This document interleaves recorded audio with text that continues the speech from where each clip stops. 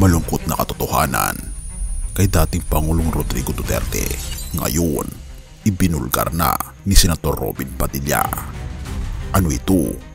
Halika, atin itong pag-usapan mga kaibigan. Pero kung may pagkakataon po kayong makausap siya, ano po yung gusto niyong sabihin sa kanya? Number one, bayani ka boss. Yun na ako, nirehearsal ko na yun eh. Pagka binigyan ako ng pagkakataon, sasaludo agad ako kay Mayor. Boss, siya ka ng bayani. Yun ang unang-una kong sasabihin sa kanya, tapos yayakapin ko siya. Hindi kita iiwan, boss. Kahit saan makarating, hindi kita iiwan. Malungkot na katotohanan, binulgar na nga ni Senator Robin. Nasaan na kayo ngayon kay FPRRD? Napakaraming kaibigan si Digong noon, ngayon kakilala na lang. Isang simpleng post pero may bigat na parang martilyong dumadagundong sa konsensya ng marami. Pero bakit nga ba? Ano ang nangyari sa mga dating matitikas at matatapang na sumisigaw ng Duterte hanggang dulo? Hintayin mo lang. Ang sasabihin ko sa dulo nito ay hindi mo inaasahan. Pero bago yan, balikan muna natin ang buong kwento. Kasi minsan, ang pinakamalungkot na katotohanan ay yung hindi natin gustong marinig. Noon, laging may kasama si Tatay Digong. Taong 2016, panahon ng pagbabago. Isang mayor mula sa Davao ang umangat sa pwesto bilang presidente ng Pilipinas at sa kanyang likod, isang batalyon ng kaibigan, kakampi, tagahanga, lahat handang mamatay. Ika nga, para sa prinsipyo ni Duterte. Naguunahan sa photo op, nag-aagawan sa pansin, nagpapalakasan ng sigaw, Digong, Digong, Digong. Pero ngayon, isang malamig na selda sa dahig. Isang 79 anyos na lalaki, tahimik na nakaupo sa loob ng detention center ng ICC, kinasuhan ng crimes against humanity, kasamang pinapanagot ang kanyang kampanya laban sa droga.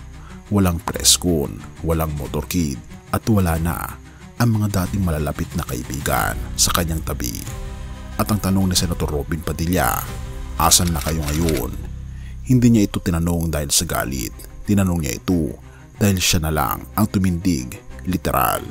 Siya na lang ang lumipad papuntang dahig para ipakita, hindi kita iiwan, Tatay Digong. Pero bakit tila iniiwan siya ng iba?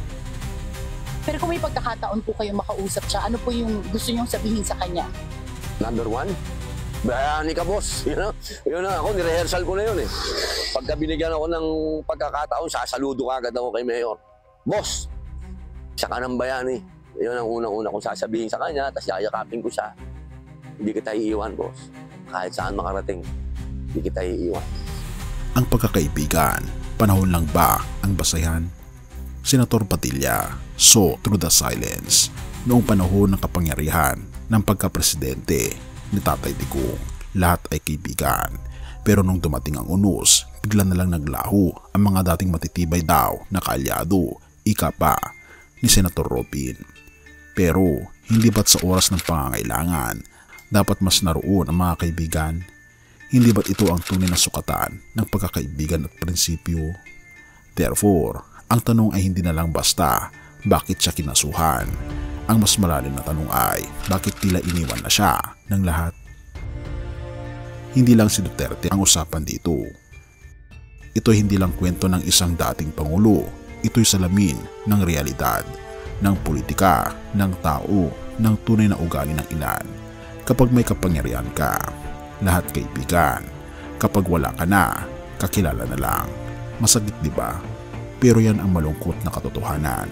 Kaya ikaw, kaibigan, kung sakaling may kaibigan ka na nakakaranas ng unos, tandaan mo ito. Ang tunay na pagkakaibigan ay hindi nasusukat ng status, pera o posisyon. Ang tunay na kaibigan, hindi nag-ghosting. At kung ikaw ay isa sa mga dating naroon, baka panahon na para magtanong, nasaan ako ngayon? Sapagkat darating ang panahon at ikaw rin ang tatanungin, sino ang nandun nung ikaw naman ang nangangailangan? Hebrew 13 verse 5, hindi kita iiwan ni pababayaan man kailanman. Sa kwento ni dating Pangulong Rodrigo Duterte na tila iniwan ng mga kaibigan sa oras ng pagsubok, isang malungkot na katotohanan ang lumutang. Ang mga tao ay maaaring sumama sa iyo kapag ikaw ay nasa taas, pero biglang maglalaho kapag ikaw ay bumagsak. Pero ang ating Panginoon Jesus, hindi siya tulad ng mundo, hindi siya tulad ng politiko, artista o sinumang madaling bumitaw kapag hindi na convenient. Ang ating Panginoon Jesus ay tapat. Ang ating Panginoon Jesus ay nananatili. Ang ating Panginoong Jesus ay hindi nag-ghosting. Kahit tayo nagkulang, kahit tayo nagkamali, kahit tayo hindi karapat-dapat, ang pag-ibig ng ating Panginoon Kristo ay hindi nakabase sa ating posisyon o estado sa buhay. Ito'y nakabase sa kanyang walang hanggang biyaya. Samantalang ang mundo ay mabilis magpalit ng kulay, ang ating Panginoon Jesus ay hindi nagbabago, kaibigan. Purihin ang ating Panginoon Diyos at tayo manalangin. Ama naming Diyos na makapangyarihan sa lahat, sa mundong puno ng pansamantalang pagkakaibigan at pagkukunwaring suporta, ikaw ang aming tanging sandigan. Ikaw ang aming kaibigang tunay, hindi umaalis, hindi nangiiwan, hindi sumusuko. Tulungan niyo po kami maging tapat din sa aming kapwa at higit sa lahat, sa inyo. Pinupuri po namin at pinapasalamatan o aming Panginoon Diyos sa inyo pong pagmamahal at patnubay po sa amin, at salamat sa pagdinig ng aming mga panalangin, at patawarin po kami sa lahat ng aming pagkukulang at pagkakasala, sa pagtutong isa mo't hiling sa matamis na pangalan ng aming Panginoon Jesus. Amen.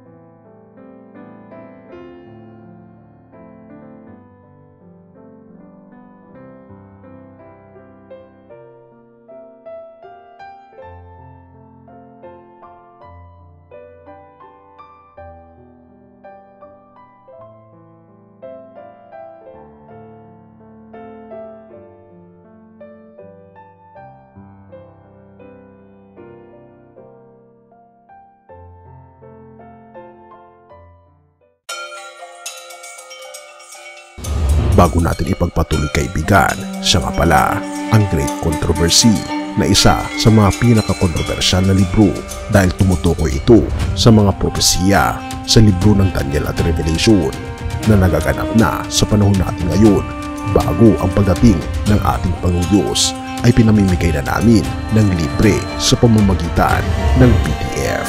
At ito ay nasa limited lamang na panahon, kaya i-click mo sa description sa baba upang ma-avail mo, kaibigan, ang napaka-importanteng libro ito na magbubukas sa iyo sa mas maliwanag mong hinaharap. Purihin ang ating Panginoong Diyos at tayo magpatuloy.